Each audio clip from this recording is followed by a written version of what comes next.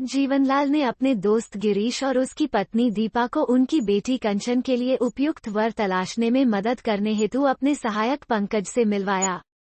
दोनों को सुदर्शन और विनम्र पंकज अच्छा लगा। वो रेलवे वर्कशॉप में सहायक इंजीनियर था। परिवार में सिवा माँ के और कोई न था जो एक जाने माने ट्यूटोरियल कॉलेज में पढ़ाती थीं। राजनीति शास्त्र की प्रवक्ता कंचन की शादी के लिए पहली शर्त यही थी कि उसे नौकरी छोड़ने के लिए नहीं कहा जाएगा। स्वयं नौकरी करती सास को बहू की नौकरी से ऐतराज नहीं हो सकता था। यह सब सोचकर गिरीश ने जीवनलाल से पंकज और उसकी मां को रिश्ते के लिए अपने घर लाने को कहा। अगले रविवार को जीवनलाल अपनी पत्नी तृप्ता, दोनों बच्चों कपिल, मोना और पंकज व उसकी मां गीता के साथ गिरीश के घर पहुंच गए। मामा, चाचा, मौसा और फूफा वगैरह सब हैं, लेकिन उत्तर प्रदेश में। हैदराबाद आने के बाद उनसे संपर्क नहीं रहा, या सच कहूँ तो पापा के रहते जिन रिश्तेदारों से हमारी सरकारी कोठी भरी रहती थी, पापा के जाते ही वही रिश्तेदार हम बेसहारा मामबेटों से कन्नी काटने लगे थे। पंकज ने अन्य रिश्तेदारों के बारे में पूछने पर बताया, इसलिए मैं माँ को लेकर हैदराबाद चला आया और यहाँ के परिवेश में हम एक दूसरे के साथ पूर्णतया संतुष्ट हैं। पंकज की शादी हो जाए तो मेरा परिवार भरा पूरा हो जाएगा, गीता ने जोड़ा। आप कंचन को पसंद कर लें तो वो भी जल्दी हो जाएगा, जीवनलाल ने कहा। हम तो आपके बताए विवरण से ही कंचन को पसंद करके यहाँ आए हैं, लेकिन हम भी तो कंचन को पसंद आने चाहिए, गीता हंसी। कंचन की पसंद पूछकर ही आपको यहाँ आने की तकलीफ दी है, दीपा ने भी उसी अंदाज में कहा। हमारी बेटी की एक ही शर्त है कि आप उसे नौकरी छोड़ने को न कहें। नहीं कहूंगी, लेकिन एक शर्त पर कि यह भी कभी मुझे नौकरी छोड़न को नहीं कहेगी। तो फिर तो बात पक्की, मुंह मीठा करवाओ दीपा बहन।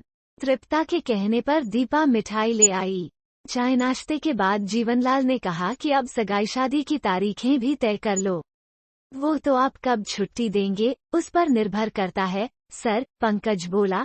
इस पर भी कि वे स्वयं कब छुट्टी लेते हैं, क्योंकि सब कुछ उन्हें ही तो करना है।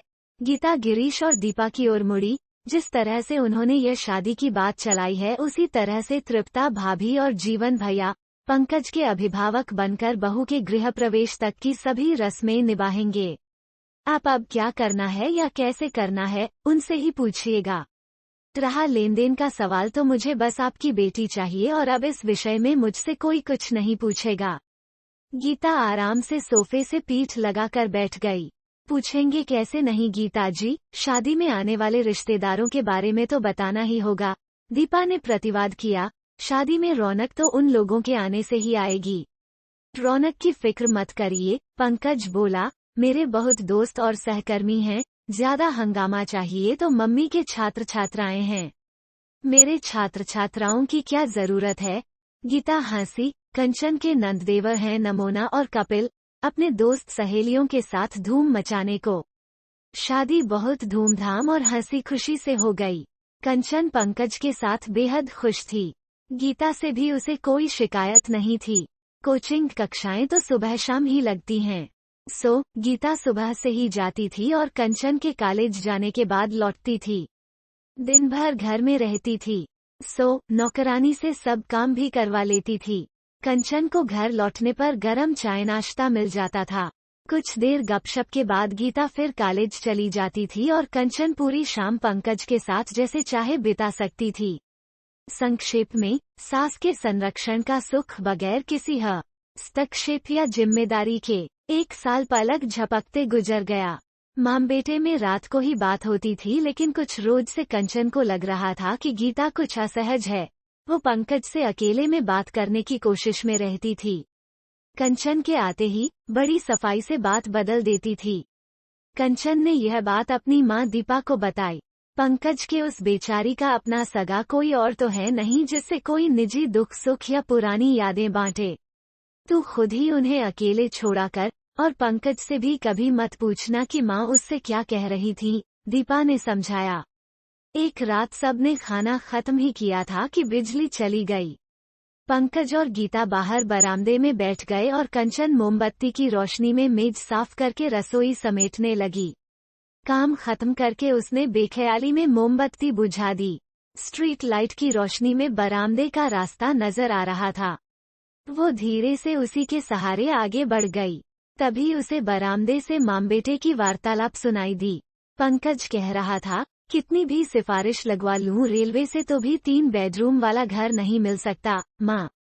कई हजार रुपया किराया देकर बाहर ही घर लेना पड़ेगा। सोच रहा हूँ इतना किराया देने से बेहतर है अपना फ्लैट ही खरीद लें। गाड़ी के बजाय मकान के लिए ऋण ले लेता हूँ। उस सब में समय लगेगा पंकज, हमें तो 3 कमरों का घर जल्दी से जल्दी चाहिए। गीता के स्वर में चिंता थी। किराए की फिक्र मत कर, जितना भी होगा मैं देने को तैयार हूँ। तू बस इतना देख कि गेस्ट रूम तुम्हारे व मेरे कमरे से अलग हो। कंचन चौंक पड़ी। रेलवे की ओर से उन्हें 2 बेडरूम का कॉटेजनुमा घर मिला हुआ था। सामने छोटा सा लॉन था, पीछे किचन गार्डन और ऊपर खुली छत भी थी। नौकरानी भी पास के बंगले के आउट हाउस में रहती थी। देरसवेर जब बुलाओ वो आ जाती थी। ये सब छोड़कर किराए के आधुनिक दड़बेनुमा फ्लैट में जाने की क्या जरूरत थी। अपने 3 सदस्यों के परिवार के लिए तो यह घर काफी है, तो फिर क्या कोई मेहमान आ रहा है? मगर कौन? हड़बड़ाओ मत माँ। बराबर वाले घर में विधुर चौधरी जी बेटे के साथ रहते हैं और बेटा अगले महीने विदेश जा रहा है। वे खुशी से हमें एक कमरा दे देंगे। आप अब इस बारे में न तो फिक्र करो और न ही बात, पंकज ने कहा और पुकारा, तुम अंधेरे और गर्मी में अंदर क्या कर रही हो कंचन? हाँ बेटी, यहाँ आकर बैठ।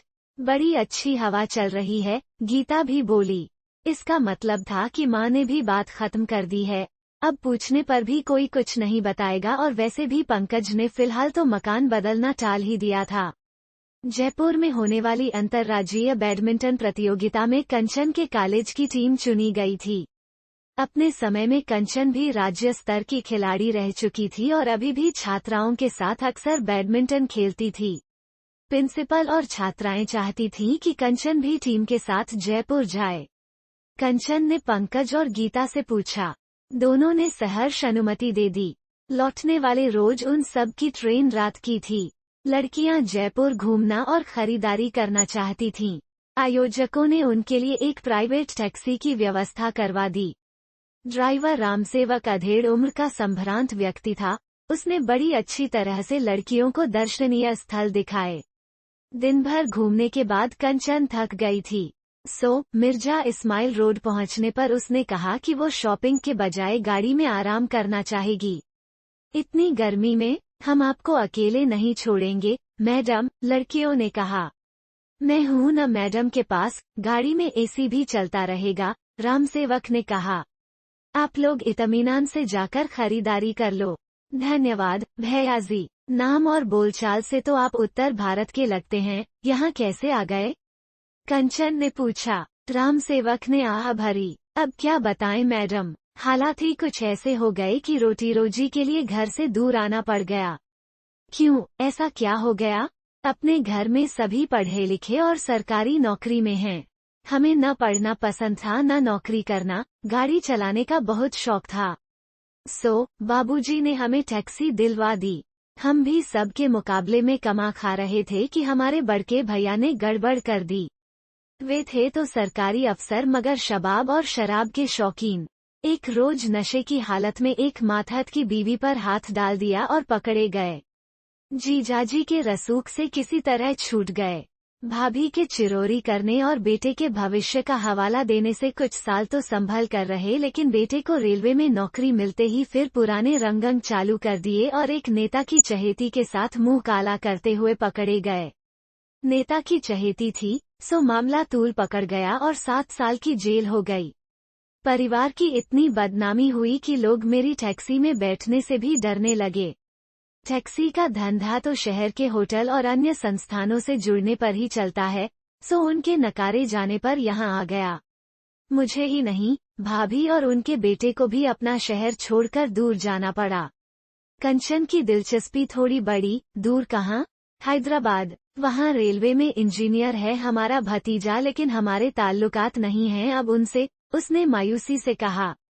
ऐसा क्यों? परिवार वाले उनसे कन्नी काटने लगे थे। माम बेटे खुददार थे, सबसे दूर चले गए। अब तो भैया की सजा की अवधि भी खत्म होने वाली है, तब शायद वे लोग झांसी आएं। तभी लड़कियां शॉपिंग करके आ गईं और ड्राइवर चुप हो गया। कंचन ने जितना भी सुना था उससे साफ जाहिर था कि वो किसकी बात कर रहा था और क्यों गीता बड़ा मकान लेने के लिए व्याकुल थी। व्यभिचारी पति को न नकारना चाहती थी और न ही उसके साथ रहना। पंकज सदा तरह माँ की भावनाओं का ध्यान रख रहा था, लेकिन कंचन की भावनाओं का क्या? परिवार का यह कलुषित सत्य तो उन्हें शादी से पहले ही बताना चाहिए था। शादी के बाद भी यह कहने वाला पंकज की पति पत्नी तो एक दूसरे के लिए खुली किताब होते हैं, कितना बड़ा झूठा था। झूठ की नींव पर टिकी शादी कितने रोज टिक सकेगी? माम बेटे के व्यवहार से तो लग रहा था कि वे उस बदचलन सजायाफ्ता व्यक्ति को स्वीकार करने वाले थे। भले ही दूर रखें, देर-सवेर तो उससे भी वास्ता पड़ेगा ही। फिर उसकी अस्मत का क्या होगा? कंचन सोचकर ही सिहर उठी। सिरदर्द के बहाने वो पूरे रास्ते चुप रही और फिर अपने कमरे में जाकर फूट फूट कर रो पड़ी। उसे समझ नहीं आ रहा था कि वो क्या करे। खैर, किसी तरह लंबा सफर तय करके घर पहुंची। शुक्र है तुम आ गईं, जिया ही नहीं जा रहा था तुम्हारे बगैर, पंकज ने विह्वल स्वर में कहा। अब तो मेरे बगैर ही जीना पड़ेगा क्योंकि मैं तुम्हें हमेशा के लिए छोड़कर जा रही हूँ, कंचन ने अलमारी में से अपने कपड़े निकालते हुए कहा। मगर क्यों? जयपुर में पुराना प्रेमी मिल गया क्या? पंकज ने चुहल की। प्रेमी तो नहीं, हाँ चचा ससुर रामसेवक जरूर मिले थे। मैंने तो तुम्हें अपने जीवन के मूक प्रेम के बारे में भी बता दिया था जिसका ताना तुमने मुझे अभी दिया है, लेकिन तुमने और माँ ने अपने परिवार के उस घिनौने सच को छिपाया हुआ है जिसके लिए अपनों से मुंह छिपाकर तुम यहाँ रह रहे हो। झूठ की बुनियाद पर टिकी शादी का कोई भविष्य नहीं होता पंकज, और इससे पहले कि वो भरभरा कर गिरे, मैं स्वयं ही यह रिश्ता खत्म कर देती हूँ। तुरंत तलाक लेने के लिए सच्चाई छिपाने का आरोप काफी है। वैसे तो तुम्हें सजा भी दिलवा सकती हूँ, लेकिन अगर चुपचाप तलाक दे दोगे तो ऐसा कुछ नहीं करूँगी, कंचन ने सूटकेस में सामान भरते हुए कहा। पंकज हतप्रभ हो गया था। तभी संयत स्वर में बोला, तुमने जो सुना वो सच है, लेकिन जो झूठ की बुनियाद वाली बात कही है वो सही नहीं है। इस शहर में किसी ने कभी भी हमसे पापा के बारे में नहीं पूछा, तो हम स्वयं आगे बढ़कर क्यों बताते? तुमने देखा होगा शादी के मंडप में दिवंगत माता पिता की तस्वीर रखी जाती है, मगर हमने तो नहीं रखी, न किसी ने रखने को कहा। तुमने भी तो कभी नहीं पूछा कि घर में पापा की कोई तस्वीर क्यों नहीं है, या कभी उनके बारे में कोई और बात पूछी हो? मैंने और माँ ने यह फैसला किया था कि हम स्वयं पापा के बारे में किसी को कुछ नहीं बताएंगे, मगर पूछने पर कुछ छिपाएंगे भी नहीं। अब किसी ने कुछ नहीं पूछा तो इसमें हमारा क्या कसूर है? एक बात और, माँ विधवा की तरह नहीं रहती। सादे मगर रंगीन कपड़े पहनती हैं और थोड़े बहुत जेवर भी, लेकिन सिंदूर या बिंदी तो नहीं लगाती। कंचन को पूछने के लिए यही मिला। तुम लगाती हो? तुम्हारी मम्मी या तृप्ता आंटी? पंकज ने पूछा। कितनी सुहागिनें मांग भरती हैं या पाँव में बिछिया पहनती हैं आजकल? हमने सच को छिपाने का कोई प्रयास नहीं किया है कंचन। अच्छा, और यह जो मुझे बगैर बताए लोन लेकर बड़ा मकान बनाने की योजना बना रहे हो, उसे क्या कहोगे? कंचन ने व्यंग्य से पूछा। योजना ही है, लिया तो नहीं? पापा के यहाँ आने का पक्का होने पर तुम्हें सब बताने की सोची थी, क्योंकि पापा यहाँ आएंगे, यह अभी पक्का नहीं है। वे बहुत बदल चुके हैं और उन्हें संसार से विरक्ति हो गई है। केरल से कोई सज्जन जेल में सद्वचन देने आते हैं और पापा अपना शेष जीवन उनके त्रिचूर आश्रम में बिताना चाहते हैं। तुम्हें कैसे मालूम? कंचन ने उसकी बात काटी। क्योंकि मैं बगैर माँ को बताए सरकारी काम का बहाना बनाकर पापा से मिलने झांसी जेल में जाता रहता हूँ। अदालत की पेशी के दौरान मैंने पापा की आँखों में पश्चाताप देखा था, सो मैंने उन्हें माफ कर दिया, लेकिन माँ पर मैंने अपनी मंशा नहीं थोपी और न ही अभी से उन्हें यह बताना चाहता हूँ कि पापा यहाँ नहीं रहेंगे। रिहाई के रोज माँ मेरे साथ उन्हें जेल से लेने जाएंगी, तब कह नहीं सकता दोनों की क्या प्रतिक्रिया होगी। पापा को घर लाना चाहेंगी या स्वयं उनके साथ त्रिचूर जाना, या पापा को अपने रास्ते जाने देना और स्वयं जिस रास्ते पर चल रही हैं उसी पर चलते रहना। मेरा यह मानना है कंचन कि जिसको जो उचित लगता है वही करना उसका जन्मसिद्ध अधिकार है और उसमें टांग अड़ाने का मुझे कोई हक नहीं है। यानी तुम्हें छोड़ने का फैसला मेरा जन्मसिद्ध अधिकार है? कंचन ने शरारत से पूछा। बशर्ते कि तुम यह सिद्ध कर सको कि तुमसे झूठ बोलकर तुम्हें धोखा दिया गया या नुकसान पहुंचाया गया। वो तो सिद्ध नहीं कर सकती। कंचन ने कपड़े अलमारी में